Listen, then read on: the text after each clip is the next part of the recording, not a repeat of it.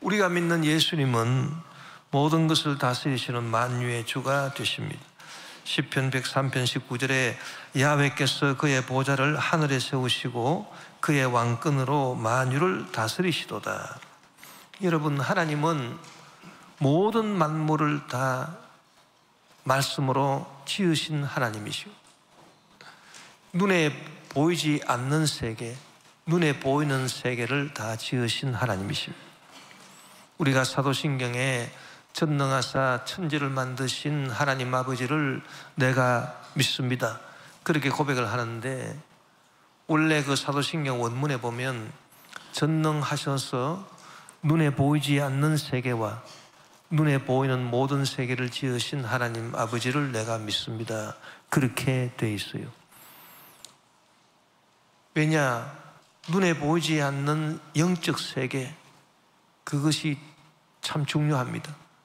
눈에 보이는 세계보다 더 중요하거든요. 사람도 여러분 그렇지 않습니까? 사람도 눈에 보이는 겉모습이 중요한 게 아니라, 눈에 보이는 그 사람의 육신이 중요한 게 아니라, 눈에 보이지 않는 그 사람의 생각, 사상이 중요하단 말입니다. 저 사람이 무슨 생각을 하고 무슨 사상을 갖고 있느냐, 거기에 따라서 그 사람 육신과 삶이 좌우가 됩니다. 그래서 눈에 보이지 않는 영적 세계, 이 정신의 세계, 이게 더 중요한데, 하나님은 그 눈에 보이지 않는 세계와 눈에 보이는 세계를 다 지으시고 다 다스리고 계신, 그래서 온 우주와 이 세상의 모든 만물을 다스리시고, 영적 세계 천사들도 하나님이 다 지으시고 천사들의 세계도 다 다스리시고, 또 마귀들이 울거리는 마귀의 그 세계도 하나님이 다 다스리시고, 때가 되면 그들을 다 영원한 불에 던져 넣어서 영원한 멸망시켜 버리실 것입니다. 이 세상의 모든 악한 자들과 의로운 자들도 하나님이 다 다스리십니다. 에베소서 4장 6절에 하나님도 한 분이시니 곧 만유의 아버지시라. 만유 위에 계시고 만유를 통일하시고 만유 가운데 계시도다. 만유 위에 계신다라고 하는 것이 만유를 다스리신다, 그 말입니다. 하나님은 이 모든 만유를 다스리실 때 당신의 절대 주권으로 다스리십니다. 그 하나님의 절대 주권으로 다스리시기 때문에 하나님의 그 다스리시는 방법과 뜻을 우리 인간이 예측, 상상할 수가 없습니다. 헤아릴 수가 없습니다. 그래서 바울이 뭐라고 고백했냐면 로마서 11장 33절에 깊도다 하나님의 지혜와 지식의 풍성함이여 그의 판단은 헤아리지 못할 것이며 그의 길은 찾지 못할 것이로다, 그렇게 말했어요.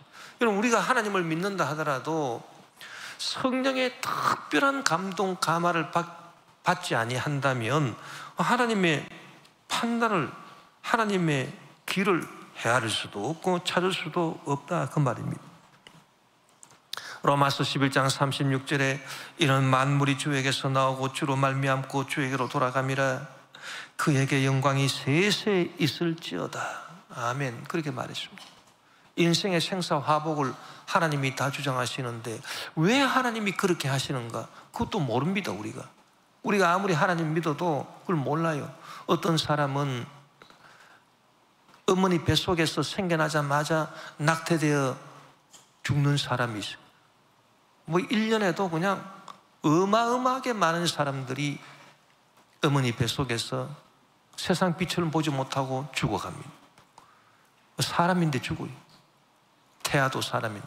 또 어떤 사람은 태어나서 어린 시절에 여러 가지 질병에 걸려서 많이 죽습니다. 아직도 그 문명이 제대로 발달하지 못한 아프리카 지역에서는 물도 안 좋고 음식도 좋지 못하고 그래서 많은 어린애들이 죽어가고 있죠. 또 어떤 사람은 젊어서 참 꽃 피어나는 그 아까운 그때의 세상을 떠난 사람도 있고, 또 어떤 사람은 또 장수하는 사람도 있고, 도대체 인생의 생사화복을 하나님이 절대 주권으로 다스리시는데 우리가 예측도 할 수 없고 판단도 할 수가 없습니다. 그러나 한 가지 분명한 것은 있습니다.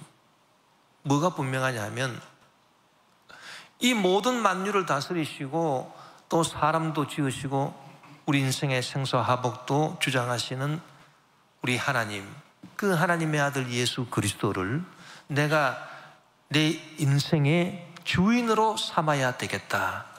할렐루야. 이것 한 가지는 분명한 것입니다.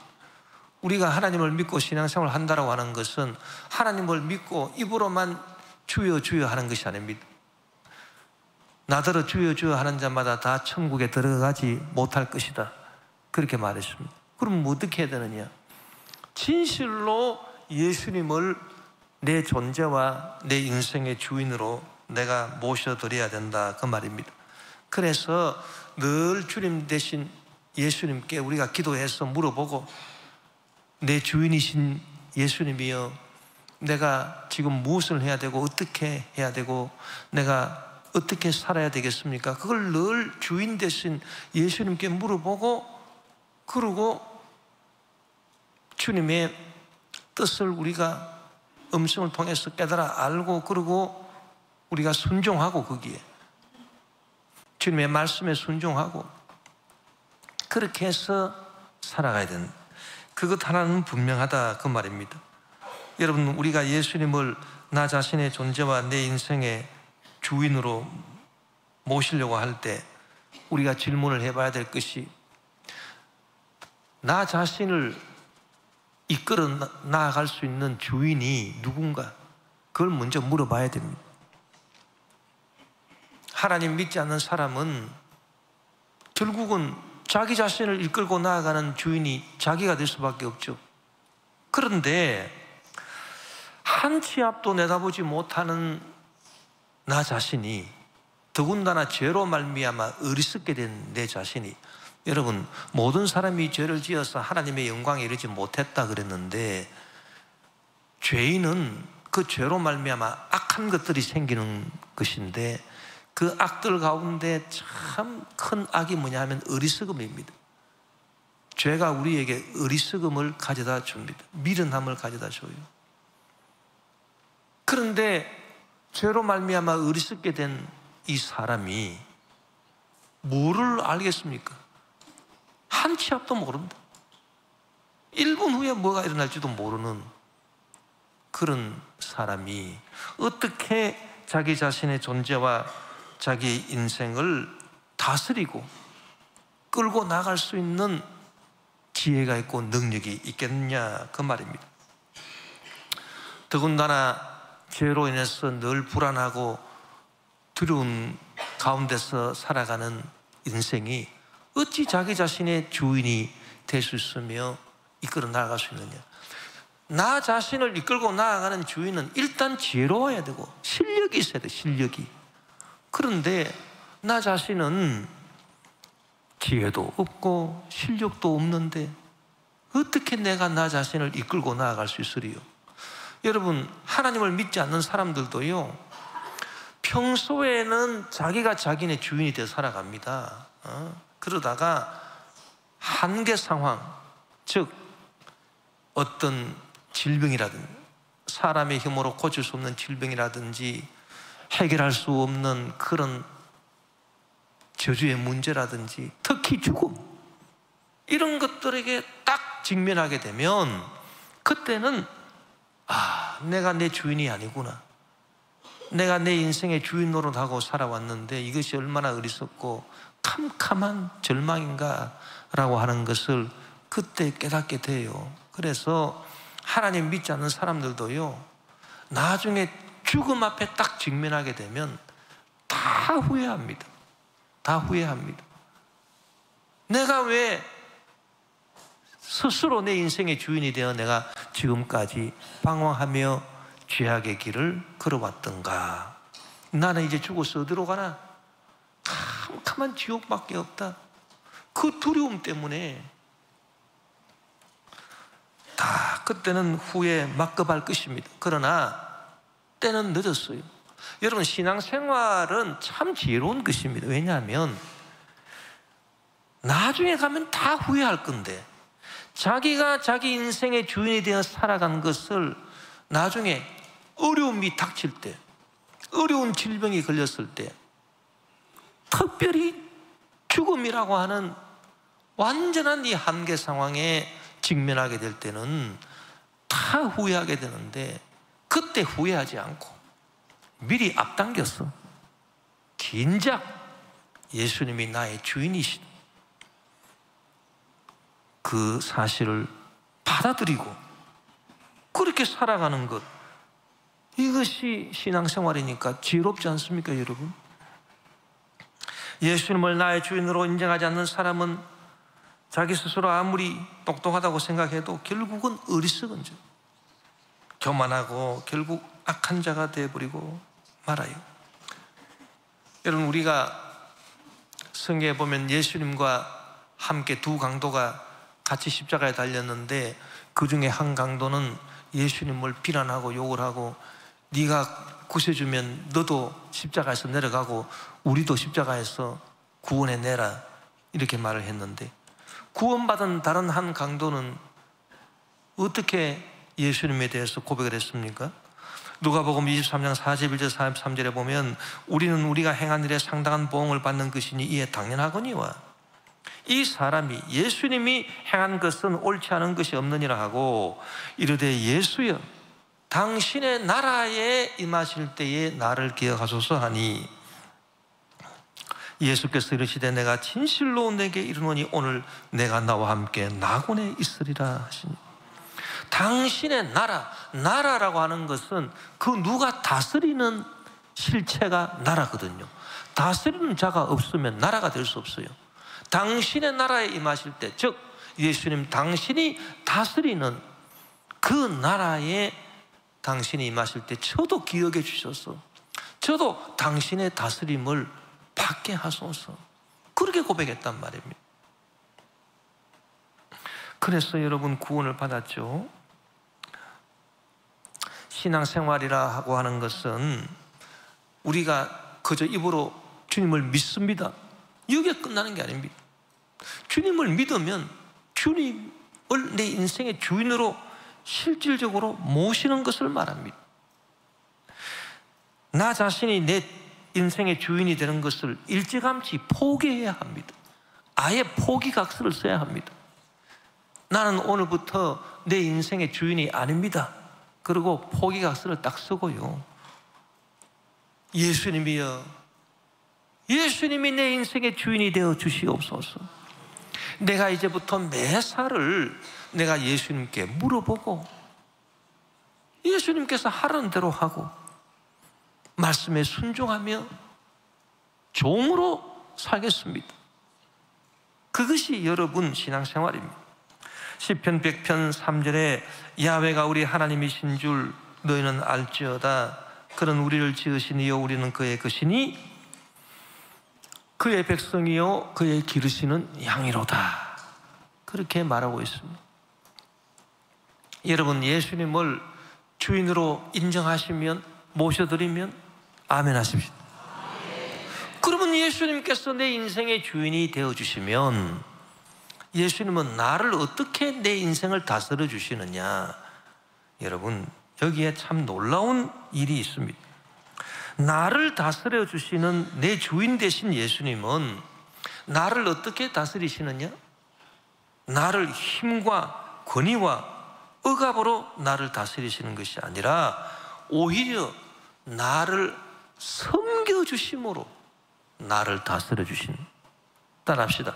나를 섬겨주심으로 나를 다스리신다.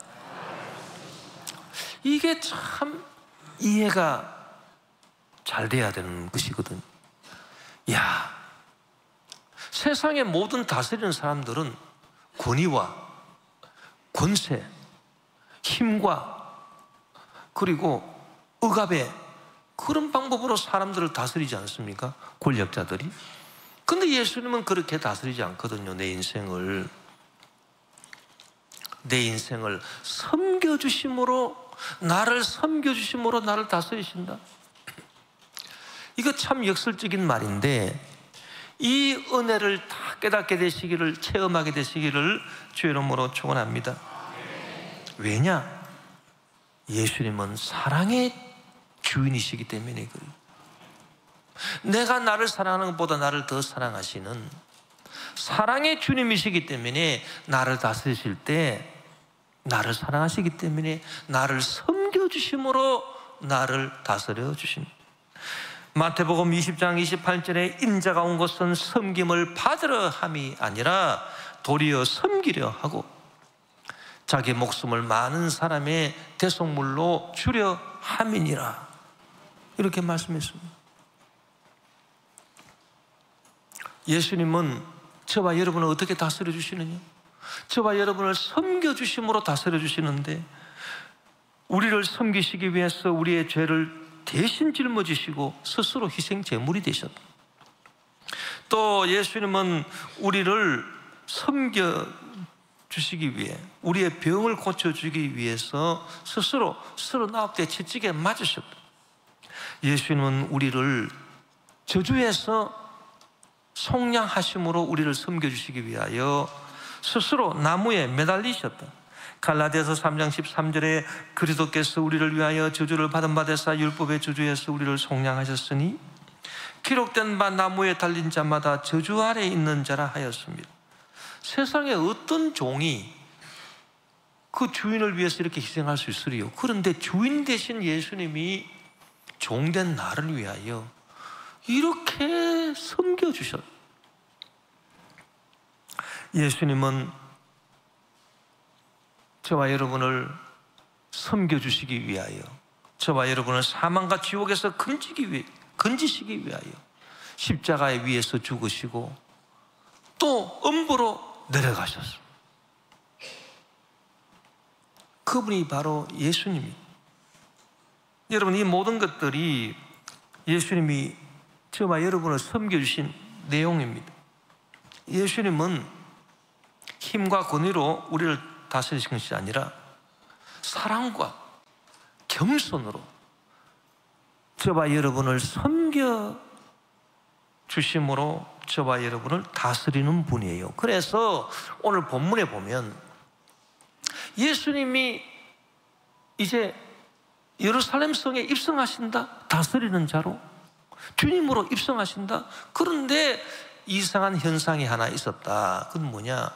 보통 입성하는 다스리는 자들을 보면, 개선 장군들을 보면은 당당한 그런 말을 타고 막 위엄과 그 권위로 그렇게 입성하지 않습니까? 그런데 예수님은 우리를 다스리기 위해서 주님으로 입성하시는데, 예루살렘 성에 입성하시는데 그 모습을 보니 오늘 본문 마가복음 11장 7절에서 9절에 나귀 새끼를 예수께로 끌고 와서 자기들의 겉옷을 그 위에 얹어 놓으며 예수께서 타시니 많은 사람들은 자기들의 겉옷을, 또 다른 이들은 들에서 벤 나뭇가지를 길에 펴며 앞에서 가고 뒤에서 따르는 자들이 소리지르되 호산나, 호산나는 주께 간청하오니 이제 구원하소서, 이런 의미입니다. 찬송하리로다 주의 이름으로 오시는 이여. 찬송하리로다 주의 이름으로 오시는 이여. 모차르트가 지은 마지막에 죽기 직전에 지은 레퀴엠에 보면 그 후반부에 복이 있도다, 찬송하리로다 주의 이름으로 오시는 이여, 베네딕투스 기 베닛 인 노미네 도미니 라고 하는 구절이 있거든요. 그 부분이 찬송하리로다 주의 이름으로 오시는 이여, 베네딕투스 기 베닛 인 노미네 도미니. 그렇게 주님께 찬양을 드렸다. 그런데 여기 보니까 왜 나귀 새끼를 타시고 입성하셨느냐? 그것은 예수님의 겸손을 상해. 왜? 겸손해야 섬겨주고 낮아지셔야 섬길 수 있습니다. 여러분, 우리가 주님을 믿는 거 하고요, 내가 예수님 믿습니다 하고 예수님을 내 인생의 주인으로 내가 모셔드립니다. 요거하고 뉘앙스가 약간 다릅니다. 우리가 주님을 믿는 거로 만족해서는 안 되고 주님을 내 인생의 주인으로 모셔야 되는데, 정말 우리가 주님을 내 인생의 주님으로 모시게 되면 주님께서 나를 섬겨주시는 서비스를 받을 수 있어요. 이 놀라운 축복입니다, 여러분. 여러분, 주님의 섬김을 받는다는 거, 이게 얼마나 놀라운 것입니까? 여러분, 주님의 섬기심을 받기 원하십니까? 그러면 주님을 주님으로 모십시오. 예수님을 여러분의 주인으로 오늘부터 모시십시오. 진정으로. 그러면 주님의 서비스를 받게 될 겁니다. 주님의 섬기심을 받게 될 겁니다. 그러나 주님을 믿는다 함에도 불구하고 내 인생의 주인은 어디까지나 나 자신이지 어떻게 예수님이 될 수 있느냐? 만약에 이렇다면 우리가 주님의 섬기심을 받을 수가 없어요. 왜? 주님은 우리를 섬기심으로 우리의 주인이 되어주시고 우리를 다스리시기 때문입니다. 이제 우리가 주님의 섬기심을 받고 이제 주님을 내 인생의 주인으로 모셔드렸다. 그러면 이제 우리는 어떻게 해야 하겠습니까? 이제 우리도 이제 주님을 섬겨야 되지 않겠습니까? 주님이 나를 섬겨주셨는데 주님이 먼저 섬겨주셨죠. 그러니까 나도 이제 주님을 섬겨야 되겠다. 이 사랑의 관계거든요. 주님이 사랑으로 나를 섬겨주신다. 내가 섬김을 먼저 받았습니다. 죄사함과 용서, 의롭다 하심을 내가 얻고 병고침, 문제 해결, 영생 천국의 은혜를 주님이 나를 섬겨주심으로 내가 먼저 받았어요. 내가 먼저 섬김을 받았어요. 그러면 이제는 내가 주님을 섬겨야 될 거 아닙니까? 내가 또 주님을 섬기면 주님께서 또 나를 또 섬겨주시죠. 그래서 이 사랑의 관계는 주고받는 게 계속되는 겁니다. 그게 신앙생활입니다. 주님이 나를 먼저 섬겨주셨고 이제 내가 주님을 섬기고 그러면 또 주님이 또 나를 섬겨주시고 내가 또 주님을 섬기고 그러면 주님이 또 나를 섬겨주시고. 여러분, 우리가 이제 주님의 섬기심을 받았으니 내 인생은 주님을 섬기는 인생이 돼야 되겠다. 할렐루야. 성경에 보니까 주님을 섬기는 일에 부지런하라 그렇게 말씀해 주셨습니다. 로마서 12장 11절에 부지런하여 게으르지 말고 열심을 품고 주를 섬기라. 우리가 주를 섬기는 일에는 열심을 품고 주를 섬겨야 되는데, 여러분, 주를 섬기는 일이요, 이게 간단한 일이 아닙니다. 먼저 무슨 일을 해서 주님을 섬겨야 되나? 또 그 일을 어떻게 해서 주님을 섬겨야 되나? 이게 간단한 게 아닙니다, 여러분. 성경에 보면 그게 나와 있어요. 간단하지 않다는 것. 우리가 주님을 믿는 것은 간단해요. 주님을 어떻게 믿어야 되나? 간단합니다. 그냥 믿으면 됩니다, 여러분. 그냥 믿으면 되지. 뭐 어떻게 믿어야 되는 게 어디 있어요? 그냥 믿습니다 하면 되는 거지. 그런데 주님을 어떻게 섬겨야 되나? 주님을 섬기기 위해서 뭘 해야 되나? 요거는요 간단하지가 않습니다. 여기에 뭐가 필요하냐? 따라합시다. 우리의 고민이 필요합니다. 고민을 여기서 해야 되는 거예요. 여러분, 우리가 신앙생활을 하면서 우리의 고민거리가요 변화를 받아야 됩니다. 이게 참 중요하거든요. 많은 사람들이 주님을 믿는다 함에도 불구하고 주님을 자기 인생의 주인으로 섬긴다 함에도 불구하고 주인이 다 알아서 해줄 것인데 우리가 주님을 주인으로 섬기게 되면 뭘 고민합니까? 무엇을 먹어야 되나, 무엇을 마셔야 되냐, 무엇을 입어야 되냐, 어디에 살아야 되나, 문제는 어떻게 해결돼야 되나, 병은 어떻게 고침받아야 되나, 이거 맨날 고민하고 있거든요. 그거는 잘못된 겁니다, 여러분. 참된 신앙생활은 이런 여러 가지 걱정거리들은 다 주님께 맡겨버리고, 왜? 주님이 내 주인이시니까. 주인이 알아서 하실 거 아닙니까? 다 주님께 맡겨버리고, 우리는 뭘 고민을 해야 되나? 나는 주님을 어떻게 섬겨야 되나? 무엇을 해야 섬겨야 되나? 이걸 우리가 고민을 해야 되거든요. 이 고민도 두 종류가 있어요. 야, 어떻게 해야 문제가 해결되냐? 이 고민. 어떻게 해야 병이 고침받느냐? 이 고민. 그 고민은요, 우리로 하여금 스트레스 받게 하고, 스트레스를 받게 하고, 그리고 그 고민한다고 문제가 해결되는 것도 아니고, 병이 고침받는 것도 아니고, 야, 이 문제가 어떻게 해결돼야 되나? 밤새도록 고민해가지고 뭐 하나 짜내봤자 그것이 오히려 더 자기를 막다른 골목으로 끌고 가는 그런 경우가 많고, 이 병이 어떻게 해야 고침받겠느냐? 아무리 고민을 해도 병이 나아지기는커녕 오히려 더 심해지고, 그렇지 않습니까?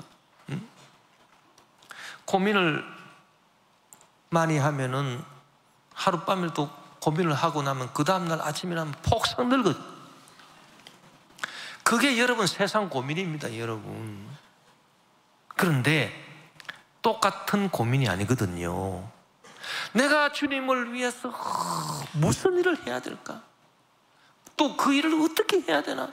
이 고민을 저와 여러분이 하신다면, 고민을 하는데 이건 거룩한 고민인데, 이거는 희한하게도 스트레스가 안 된단 말이에요. 고민은 고민인데 스트레스가 안 되고, 또 무슨 유익이 있느냐? 고민하면 할수록 머리가 좋아져요. 마음이 섬세해지고 머리가 좋아진다니까요. 그리고 여러분, 고민하면 사람이 늙어집니까? 젊어집니까? 고민하면 늙어지잖아요. 그런데 내가 주님을 섬기기 위해서 내가 무슨 일을 해야 되고 어떻게 일을 해야 되나, 이걸 고민하는 분들은 고민하면 고민할수록 자꾸 젊어지거든요. 진짜 그런지 안 그런지 한번 해보세요. 진짜 그렇습니다. 젊어져 그냥. 난 우리 장로님들 중에서 정말 주님께 충성하고, 내가 어떻게 해야 주님의 영광을 위해서 주님을 섬기고 주님의 일을 내가 할 수 있을까, 이렇게 고민하시는 장로를 보면은, 아이고, 장로님 연세가 그냥 80, 90에 가까워도 그냥 젊으신단 말이에요. 야, 어디서 저런 젊음이 나올까? 알고 보면은 이 고민을 잘하죠. 고민을 잘 하시니까, 야, 정말 이 고민이 축복입니다, 여러분. 자, 성경에 보니까요, 안디옥 교회가 고민을 하기 시작했습니다. 무슨 고민했느냐? 우리 교회가 주님을 섬겨야 되는데 무슨 일을 해가지고 주님을 섬길 수 있겠습니까? 이게 간단하지가 않아요. 이게 간단한 것 같아도. 그래서 고민을 하다가 나중에는 금식까지 했다. 금식까지. 그게 성경에 기록되어 있다니까요. 예? 자, 사도행전 13장 1절에 3절에 보면, 안디옥 교회에 선지자들과 교사들이 있으니 곧 바나바와 니게르라는 시므온과 구레네 사람 루기오와 분봉왕 헤롯의 젖동생 마나엔과 및 사울이라. 주를 섬겨 금식할 때에, 아니, 주님을 섬기는데 뭐 하려고 금식을 하느냐? 뭐를 해야 주님을 섬길 수 있습니까? 그걸 알아야 되는데, 그걸 고민하는데 답이 빨리 안 내려오거든. 도대체 우리 안디옥 교회가 뭘 해야 되냐? 뭘 해야 해서 주님을 섬겨야 되나? 답이 빨리 안 내려오니까 금식을 했다 그 말입니다, 여러분. 참, 이런 금식 해보셨습니까, 여러분?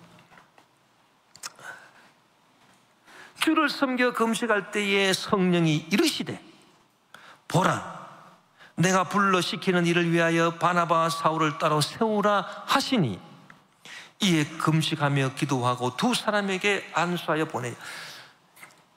그래서 안디옥 교회가요, 그 선지자들과 교사들이 우리가 주님을 섬기기를 원하는데 무슨 일을 해서 주님을 섬겨야 되겠습니까? 라고 하니까 주님께서 금식하면서까지 막 그렇게 알려달라고 기도하니까 성령이 선교를 하라 그렇게 가르쳐 주셨어요. 그게 나를 섬기는 일이다.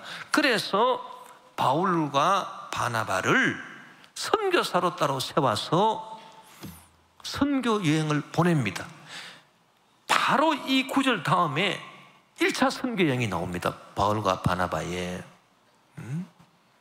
여러분, 주님을 섬기기 위해서 무슨 일을 해야 되는데 내 인생이 이게 그냥 간단히 내려오는 게 아니거든요. 이게 여기에 고민이 필요하단 말이야.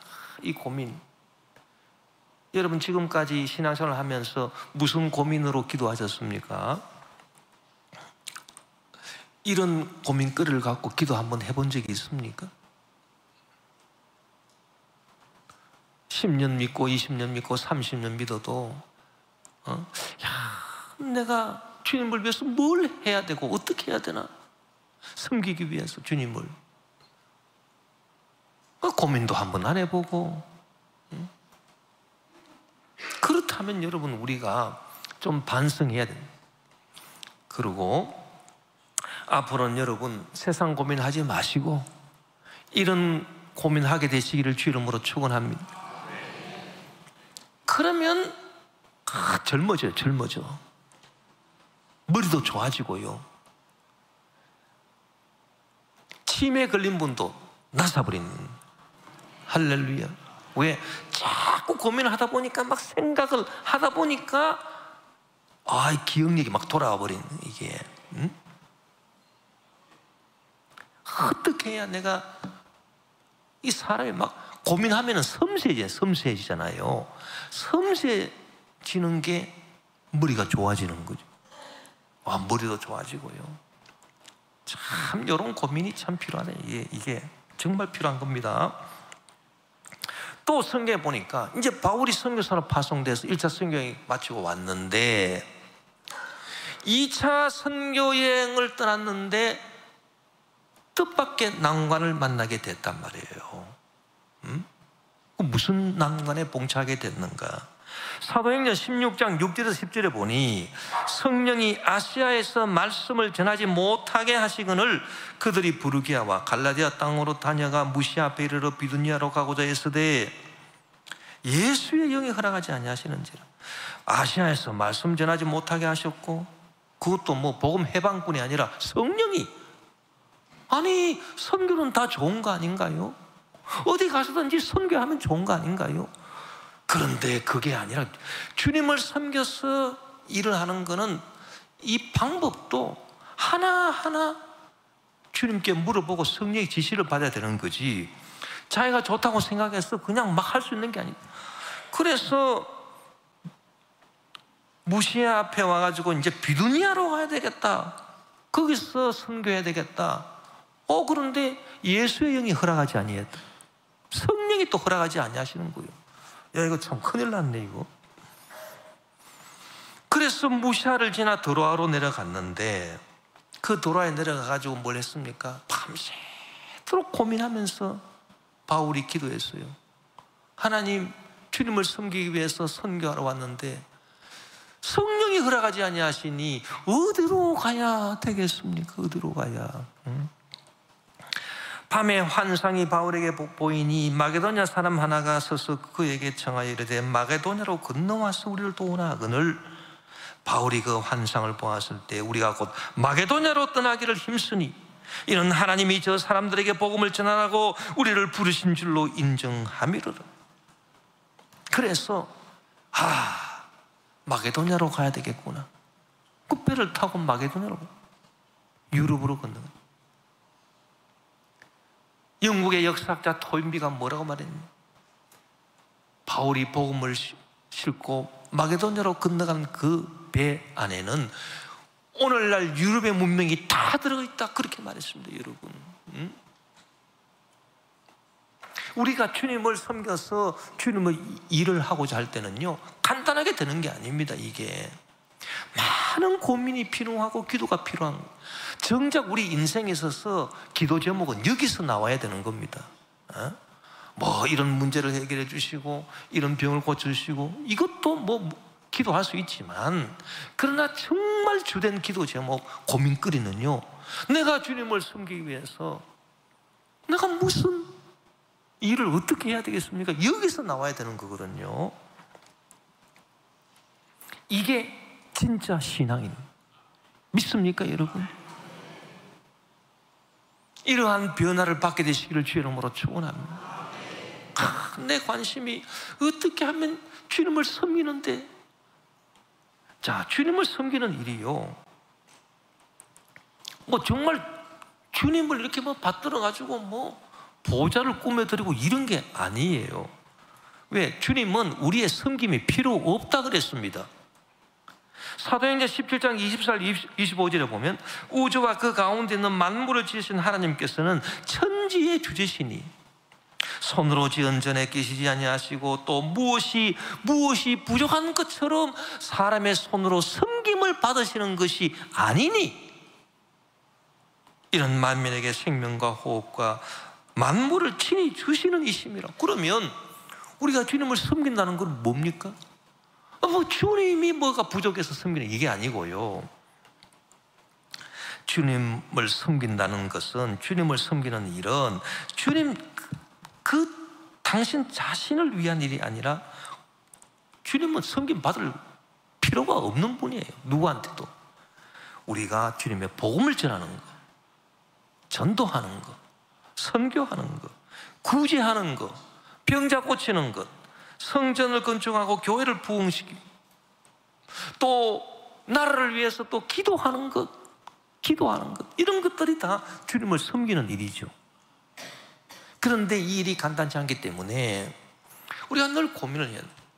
전도하는 것도요, 뭐 아무 생각 없이 막 그냥 길거리 나가서 뭐 전도하면 되겠지, 그게 아닙니다. 여러분, 고민이 필요합니다. 고민이 필요하고, 누구를 어떻게, 어떤 방법으로 전도를 해야 되나. 전도할 대상을 딱 찍어놨으면 각 교구나 지역이나 기관에서 그렇게 딱 찍어놨으면요, 이 사람을 어떻게, 어떤 방법으로 전도를 해야 되나, 요 고민을 해야 되거든요. 고민을 하면서 기도를 하고,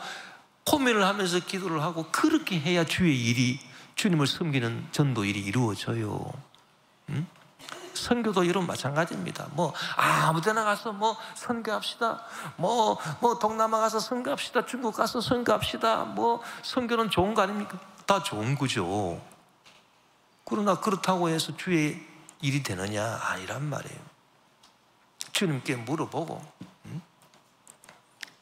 딱 주님께서 정하신 뜻이 있다, 그거를 알고, 그래서 우리 교회는 프랑스, 일본, 아프리카, 불어권, 요게 하나님이 딱 주신 선교죠. 그것도 선교한다고 해서 그냥 선교가 됩니까? 예? 이렇게 해야 되나, 저렇게 해야 되나, 이 사람을 만나야 되나, 저 사람을 만나야 되나, 온갖 그냥 고민거리를 갖고 이리 해보고 저리 해보고, 때로는 시행착오도 겪어가면서 바울처럼, 그게 주님의 일입니다. 여러분, 이렇게 우리가 주님을 섬기는 일에 고민을 하면서 주님을 한번 섬겨봅시다. 그러면 따라합시다. 주님의 특별한 사랑을 받습니다. 야, 이게 특별하다라고 하는, 이게 참 중요하거든요. 이게 특별하다, 이게 진짜 중요하거든요.